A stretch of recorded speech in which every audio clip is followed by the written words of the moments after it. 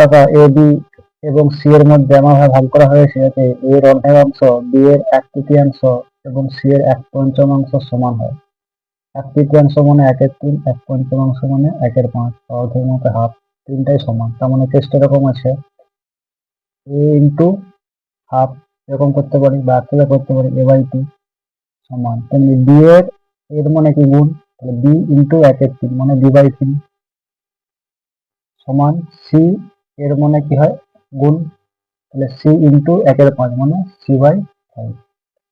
এখান থেকে আমরা রেশিও করবো। রেশিও বলতে কি, যখন ইকুয়ালে থাকবে তখন এই যে লব আর হরের যে মান থাকবে সেটাই কি হবে, রেশিও হবে। যদি এখানে সংখ্যা থাকতো তখন সেটা কি হতো, উল্টে যেত। তার মানে এখানে রেশিওটা কি হবে, 2:3:5। তার মানে এর ভাগ পড়েছে 2, বি এর ভাগে 3 আর সি এর ভাগে 5। মোট কত ভাগ হচ্ছে দেখো, 3 দিয়ে 5, 5 5 10।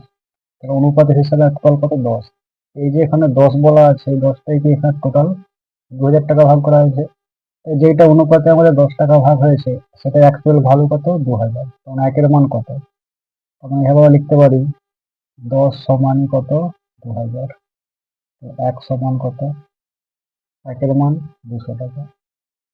একের মান দিয়ে এবার যাকেই গুণ করবো এখানে অনুপাতের মধ্যে তার প্রকৃত মান পেয়ে যাবে।